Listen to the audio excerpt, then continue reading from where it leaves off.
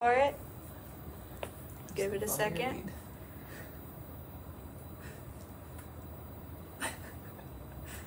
There we are, we're live. Hi, welcome to Book Bites with Maggie. My name is Maggie. I am the Youth Services Assistant here at Napanee Public Library. On today's episode, we have Interim Director Sarah.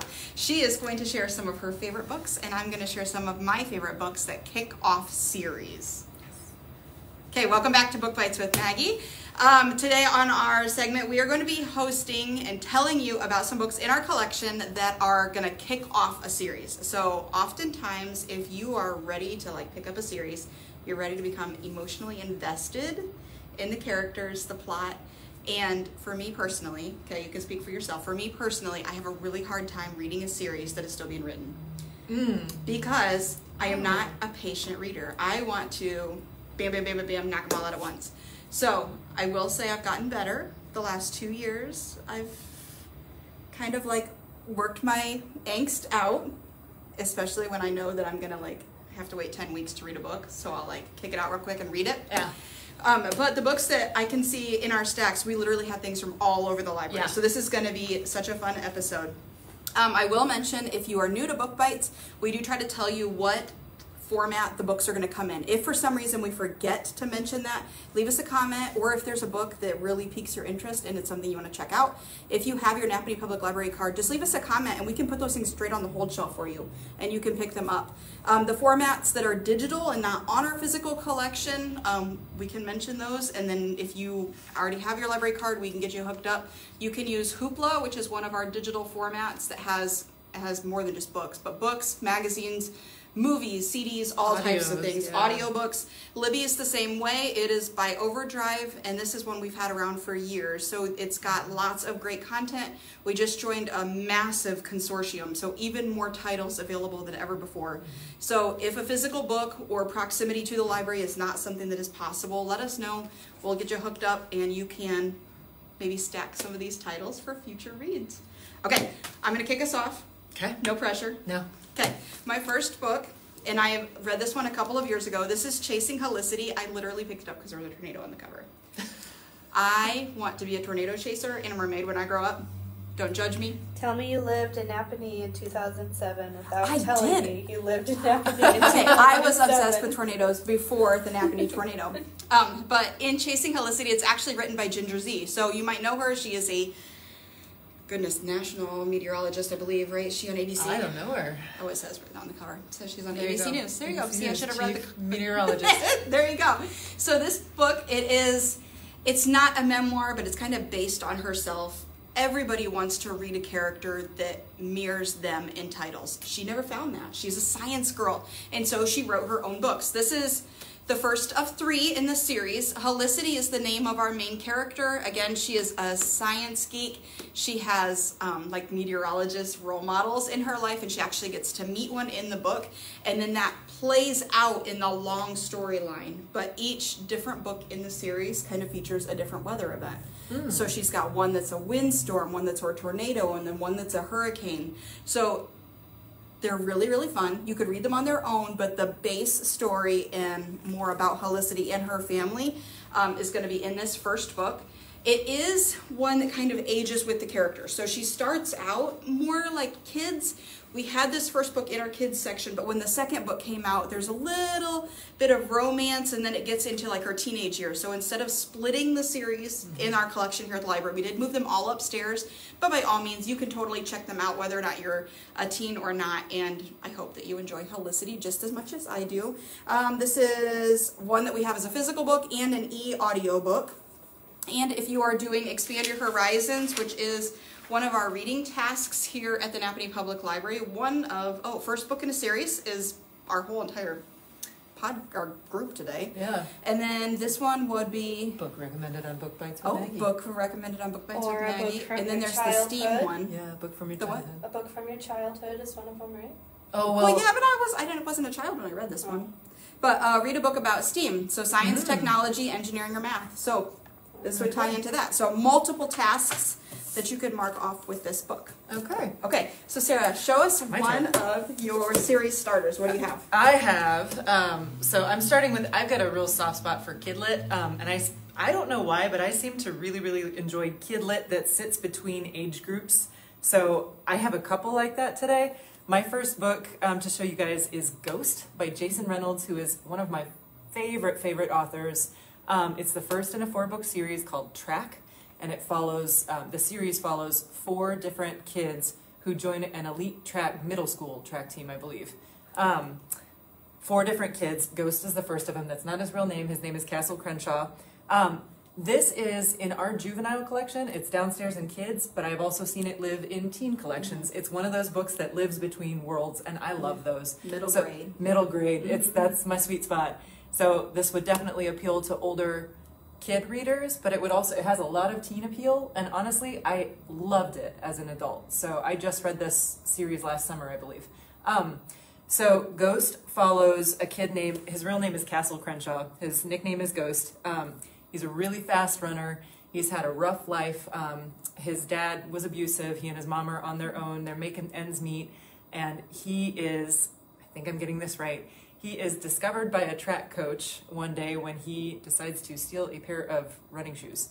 Oh, so he's off. He literally, if I recall the scene, he's taken off, and he winds up, I think, either accidentally joining a training run with the track team or like zipping past him, one of the two. But either way, he's a fast kid, he's a smart kid, he's had a hard knock life. He gets essentially discovered by this coach, is asked to join this elite track team, and it's a coming of age story very much, and I love the way that sports stories help frame development and growth in characters. No matter what, if you've got a sports story, you've kind of got natural drama, but you also have relationships with teammates, you have kids learning how to struggle on the field or on the track, on the track, and that translates to life too. So Jason Reynolds is just brilliant. I have read a lot of Jason Reynolds. I have not read this series, not at all. But here's my question. So next month we're going to be talking about poetry, prose, and verse stories. How is this one written? This is prose, very much prose. Okay. Short chapters, which is part of what I love about it. It makes it very, very readable. It's just fast moving. It's not a big book, you can see, but it's definitely not poetry. Yeah. But Jason Reynolds particularly, I could talk about him for hours, but he writes everything, but he even just, when you listen to interviews with him, he talks like a poet, and not in a way that makes him He's hard like to that understand. spoken voice. Oh, he's got a beautiful voice, but also it's just... It comes across on pages. It comes across on pages. It's beautiful. It's not elaborate writing. It's very simple, but something about it is just gorgeous. And he is brilliant with characters too. So Ghost, Sunny, Patina, Lou, all of the other kids in the series, you feel like by the end of this short book, you feel like they are your family. You feel like you can go see them, like they're going to walk into the room. It's a really wonderful book. And you're so proud of Ghost by the end. One of the things I love about this book is that it ends with a culminating scene at a track meet when Ghost takes off into the race, and you don't know how it ends. When the book ends, it's a cliffhanger, or it's a race hanger, I guess you could say. And so I put the book down. But it's not about that race. It's not about that race. How he got there. It's about him developing as a runner, developing as a human, set in this track team. And by the end of the book, you get to that race, and you're like, you want it for him so bad, and then you go, I don't know how it ended. So you immediately have to grab the next book. It's a fantastic series. Okay, we have this as a physical book that you're holding up. We have it as a physical book. Other formats? We have it as an audiobook. We also have it as an ebook. So, and I believe we have the whole series in all formats, but double check. Okay, so during the summertime, like listening to audiobooks on your bike ride, and having ones that are like sports related just makes me feel like, oh, this isn't just a little joyride on my bicycle. I can like very inspiring. Yeah, I'm a runner, and so that's part of why I liked this. But also, it's just a phenomenal story with. Well, obviously, it won the National Book Award. Jason Reynolds is on the front. National Book Award. Jason Reynolds is a rock star. He's actually our current young people ambassador for young people's literature. Just named it again. He's the first one. Twice? He's the first one to get it two times in a row. He earned it. He earned it. And this is one of his wonderful works. So as much as you like running, I like chocolate. Okay, there's that. Okay, Mismatch is the first book in the Mismatch series by it's the Lauren Holbrook series. This is Erin Mangum's like debut into writing, and then she ended up writing 5 different books that go with this series. So it follows our main character, Erin, who whether or not she intended to be a matchmaker or it just kind of happened. She becomes a matchmaker to multiple people in her circle.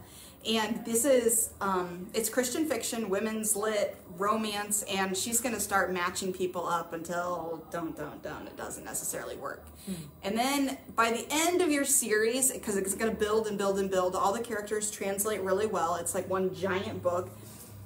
Like, Lauren has her own bow, and if you know the author at all, and I'm like an avid fan of Erin's as well, so like in her own life, she goes from like a single young woman to like finding her beau and getting married and stuff. So it's like she's definitely writing the feelings of first person, and I love these books. And our main character constantly is eating chocolate and drinking coffee. Totally my jam. Okay, Mismatch is going to be found in our inspirational fiction section, which is going to be upstairs. Again, 5 books in this series. We do have it available as an ebook as well. It does come in different covers, so depending on which format you pick it up in, it was re-released with this black and white cover, I don't know, just a few years ago. So the first cover actually has like photography and a coffee cup on it. And when we replaced it, because it was falling apart in a collection, very well read series, the new ones come with this cover. So there you go. Can you explain to us what a bow is? I was thinking bow, like in your hair, and then I had to think, like, bow. Like a sweetheart. Like a sweetheart. Yeah. Yeah. Is it a boyfriend? Yeah, or like a love interest. Okay. But yes, moves that direction. So like somebody who pushes your buttons and really makes you mad to begin with, in this case her coworker, and then like, oh, there could be more to this bantering, and like, I see. And then becomes her beau. Okay, what did you just do with your hands? A sweetheart. Okay, in sign language you do this. Oh, your sweetheart, a your sweetheart. beau. I didn't know that. I just No, that was like, I was like, oh, you know. I do not. There you go. I'll do another one here. This is the book. This is the tourist attraction. This is going to be polar opposite from what Mismatch is. This is Christian fiction. This is going to be an open door romance. This one was a book that I read for one of the Book Riot challenges. I needed to read a book that had a pet that didn't die. Oh, okay. You can find books like that? Apparently they exist. So this one came across my radar. In hindsight, now I have read all 3 of them. I think that there's another one coming. I'm hopeful. There's like an untitled book in the series listed on Goodreads. So in the tourist attraction, this is going to take place in Moose Springs, Alaska. Did you watch Heart of Dixie, either of you guys? Yes. Okay, this totally has Heart of Dixie vibes to it. Cute. So there's like this restaurant and this laissez-faire cafe owner, and then in pops somebody who does not fit the modern. Grumptastic. Absolutely.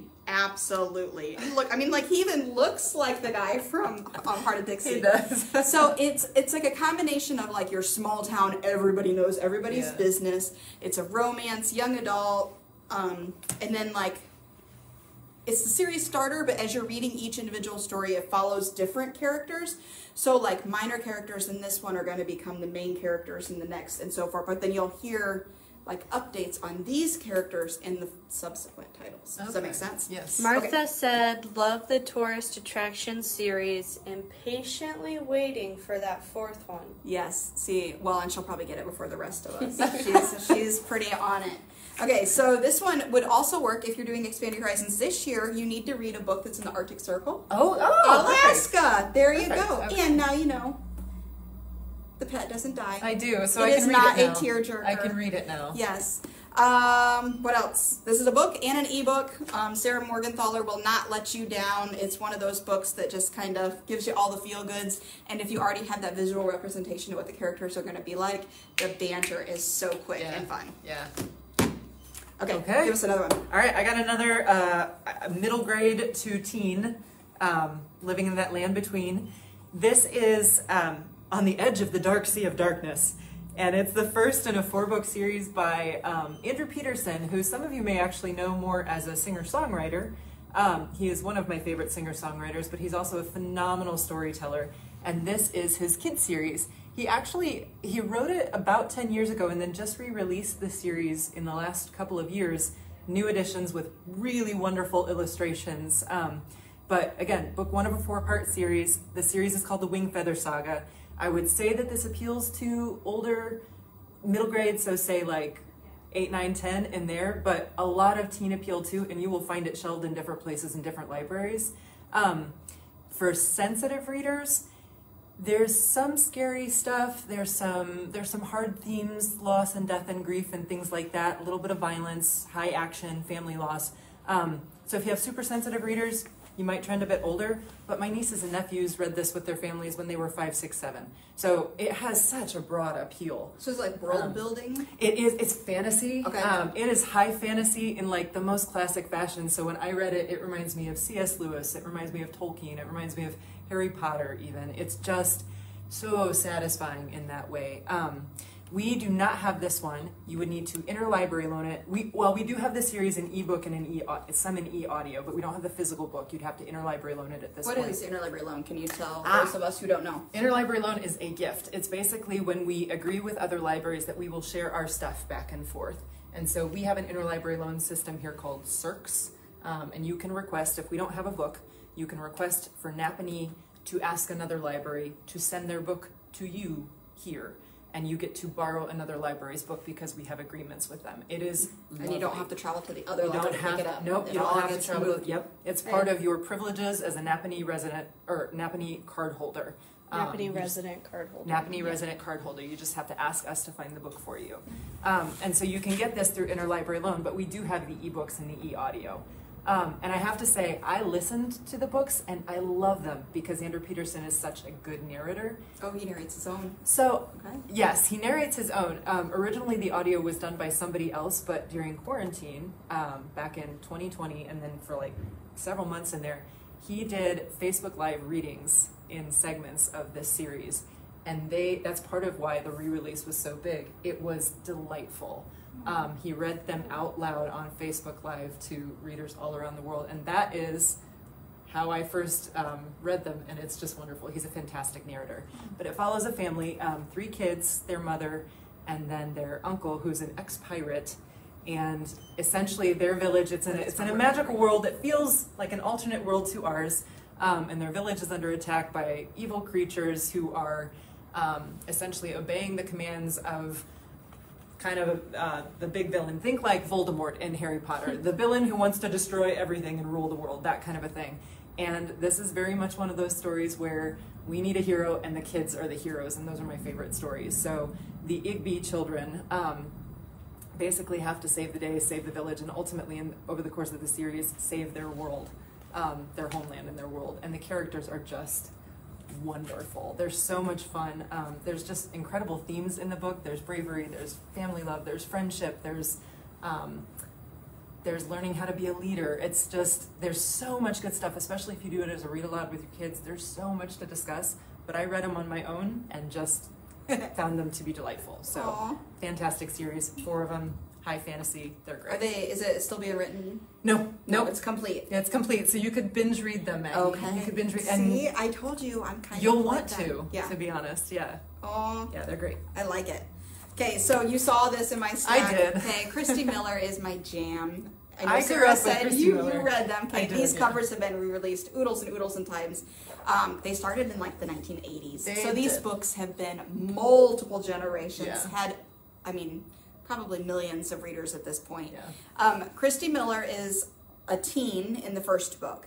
And as these books are being written, they age with her. So she goes through high school, she goes through college, and then there's other series that are going to keep you moving forward. So then there's the college years, there's the married years, there's the baby years, and now like you get to, like she's in her 30s and she's got all these friends, and then there's spin-off series. It's incredible. So if you are looking for something to consume your life For a very long time. for a very long time, there's like 30 plus books Yeah. in this series. I actually stumbled upon this one by reading the first book in a spin-off series. Oh. And then was like, what in the world? And then went backwards and then started reading Be Still My Heart. I still am such an avid Christy Miller fan. I have like my own book club that discusses the Christy Miller characters. I see them out in the world, like this picture of these characters. When you are so emotionally invested in a series for so long, they they're not fake anymore. Yeah. They are not fictional characters. They're These your people, friends. yes. Yeah. I have memories of them experiencing things and eating things and Mm-hmm. going places. There you go. Be still, my heart. This is Christy Miller. There's 12 books in this initial series. We have them as a physical book that's currently checked out, but we can put it on hold for you. We also have it as an ebook and an e-audio book. And she's a small town girl from Wisconsin that finds her way to California. So it's a beach read. It would be a perfect beach read for you. That's Okay. a good way to define it. I have read so many Maggie can Rainbow tell you about Rowell's this books. book. Yeah, Yes. yeah. So Well, Carrie, I haven't read that one. I haven't. Maggie, I'd Okay. like to tell you about this book. Yes, please do. Carry On is the first in the Simon Snow trilogy by Rainbow Rowell. It is very teen, and I would say teen trending towards adult by the end of the series. It follows. It's set in the world of mages. It's set in the world of magic. When you read it, you will hear more than little hints of Harry Potter. Originally, these characters started as a kind of a side story in another one of Rainbow Rowell's books called Fangirl, and the main character in that book writes fan fiction about characters that you will realize are riffing off of Harry Potter. And then Rainbow Rowell got so invested in those random characters over here that were sort of just a secondary thing in her other story that she wound up devoting 3 books to them, and they are phenomenal books. Again, the audio is awesome. This is one I originally listened to, but I ended up reading the rest of the series. But it's the kind of thing where if you've got a long road trip, just pop in that audio and it will take you the entire way to California. It's phenomenal. See, like I have not even read this series, but because I've read Fangirl and all the other books, like I feel like I know. Yes. And yeah, I've already dipped my toe into the world that I haven't read yet. Yeah. Well, a great author can do that. A great author can do that. And actually, one of the fun things about this series is that part of what she wanted to do with it was explore chosen one stories. Okay. So like a Harry Potter where somebody random is plucked out to fulfill a prophecy or to, they've got a great destiny for their life and they didn't know it. They just kind of got yanked out of the ether and said, here is your destiny. Simon Snow is one of those chosen one characters, and he was an orphan growing up in the foster system in the UK, who basically gets discovered by the headmaster of a magic school called Watford, and Watford School of Magics, and then gets basically adopted into the school, and he is now the chosen one, basically prophesied to save the world of mages, and it's fantastic. Okay, wait, this says she lives in Nebraska. She lives in Omaha, Nebraska. Yeah, does she still, like, was she born there? In Omaha? Yeah, well, I mean, I don't like in know. Nebraska, in stateside. Is she Stateside, she's an American, yeah, but she is. writes... Okay, well, I feel like so many of her books are like overseas, Set and all of a UK. sudden I thought she could be a foreign-born author. But I maybe- don't think she's a foreign-born author. You'd have to look into her biography. I do know if No. you read her acknowledgments. What? Maggie, J.K. Rowling is a foreign-born Author. Dear, she's gonna get Incidentally, me. She is. J.K. Rowling And is she a has foreign-born a author. series. That's the much first like in this a one. series. I figured A book everybody... from Okay, I wasn't childhood. bringing Harry Potter. I was bringing you an At alternative to some Harry Potter. point, I will get there. At some point, I will Maggie get has there. not read Harry Potter, correct?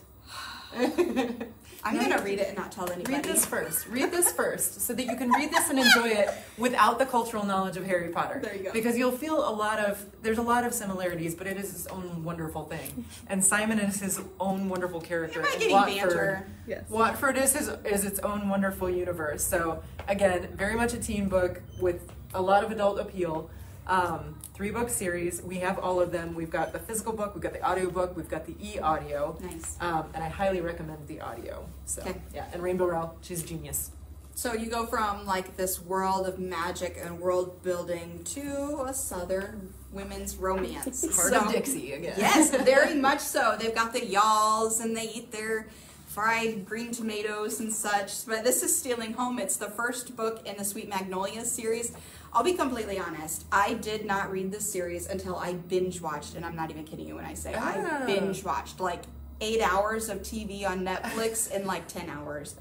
And then you had to go back and read the book. And then I did. Okay, so Netflix took this 11 books? 11 book series and has made it into, right now there's been 2 seasons, I'm sure there'll be more. And I'm not gonna lie, normally I read the book, watch the movie. or watch the screen version. In this case, I did it in reverse, and let me tell you, Netflix did a phenomenal job casting these characters. When you're reading this series, okay, this is by Cheryl Woods, you presume most of the characters are white. Nothing wrong with that. But the diversity that Netflix put into these characters, honestly, make it is superb, absolutely superb. So you get those like Gilmore Girl vibes mixed with women's fiction, like strong friendships, strong family ties. And then so far, I've only read 4 of the books, but so far each character has had their own book, and then a sub-character in the TV series has the 4th book. I can't say what happens going forward, but you have those drawn on like storylines where you do not necessarily have to read all the books. Like if you have one main character you really enjoy, you could read her story and get a lot out of it. It's got, again, got multiple covers because of that whole Netflix emblem on it when they re-released these. We do have Stealing Home. This is the first one. This is going to be Maddie Townsend's story.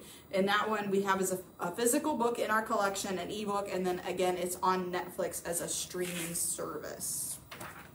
Okay, do you want to do another one? Sure. Go for it. Time. All right. I hesitated to put this one in because I have not read this book in about a decade, but it is one of those memoirs that just hangs with you forever after you read it. This is The Liars Club by Mary Karr. I also felt like nonfiction needed some representation in here. This is not so much a formal series. This is the first of 3 memoirs that she wrote in a row. You could drop in and read any one of those memoirs. There's The Liars Club, there's Cherry, there's Lit. Any one of them you could read as a standalone book, but this was the first. And it is stunning. It is a master of the genre of memoir. She is a master of the genre of memoir. But you don't have to read this one first, and you wouldn't even have to go on and read the others. But if you wanted to, you could follow her life for 3 books. This is an adult book, a very adult book. Some content warnings. There's some really hard stuff in this. She had a chaotic and traumatic childhood. There is abuse, there's violence, there's rape. So again, for sensitive readers, this might not be the book for you. But it is remarkable. We don't have this one. It was published originally in the mid-90s. You can get it through Interlibrary Loan. We do have Mary Karr's book, if you're interested, about writing memoir. She's a master. She wrote a book on writing. It's a book about the craft of writing, the art of writing memoir. Yes. So she's wow. So she's a master. She's the godmother of memoir in some ways. But I read her first in grad school. I read this book in grad school when I was studying nonfiction writing, including memoir, and I have never forgotten about it. I taught with it. I've gone back to it several times, but I haven't read it in about 10 years. Basically, it follows her childhood growing up in an East Texas oil town in the 60s in a family that was, again, really chaotic, but also close. There was a lot of abuse, there was a lot of neglect, but there was also a lot of love and a lot of just wild situations and wild characters. Like, her life was populated with crazy characters, and she brings them all to life on the page. She's a master storyteller. And I love memoir for lots of reasons, but one of the things I love about her memoir is that it's hard to tell a true story. It's hard to tell a true story and tell the story well. And memory is really unreliable, especially when you're writing about trauma. And she manages to take childhood memories and turn them into not just a coherent narrative that you can follow, but you can't stop reading. And the other thing I think I love about it is that she's got the time and the distance and the ability to take the hard stuff of childhood and make something of it and make some kind of sense of it.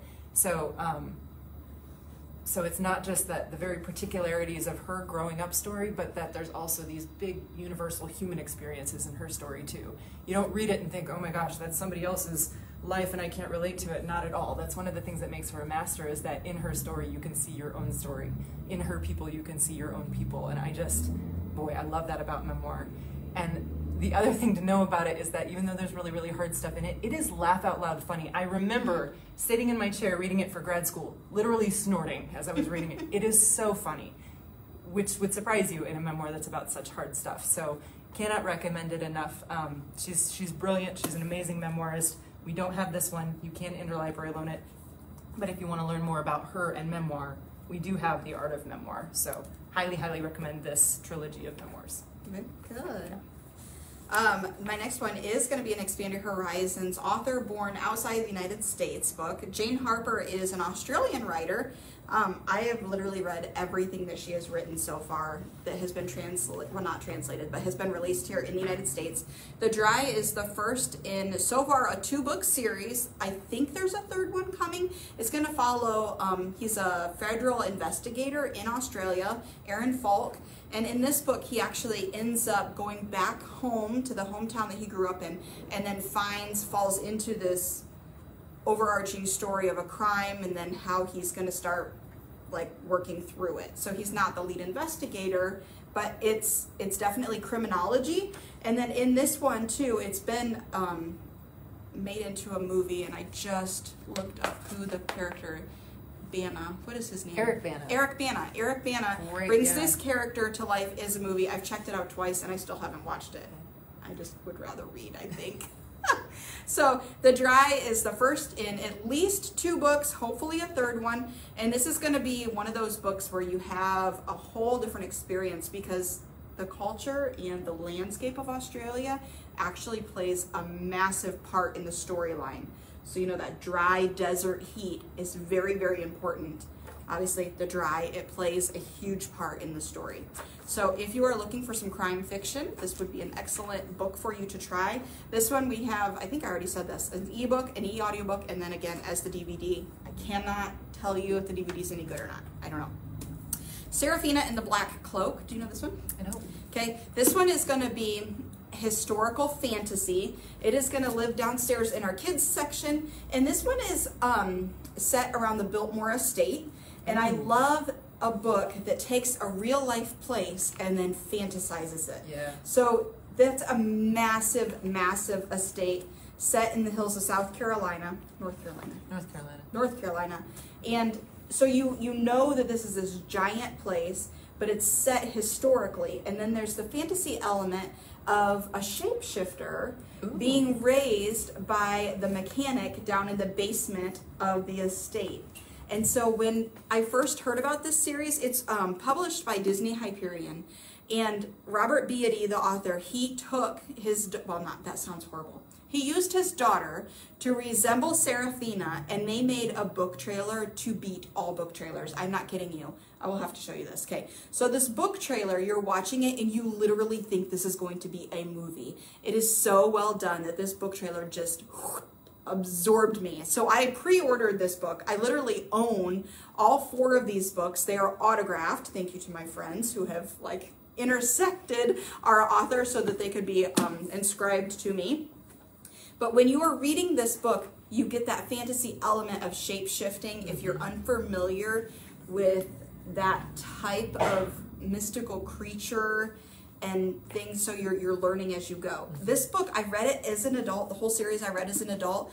But when I started, it was so scary. I closed it and I told my husband, who was laying in bed next to me, and I said, I don't think I can keep reading. It's a kid's book, and it totally scared the crap out of me, and now I cannot recommend it enough.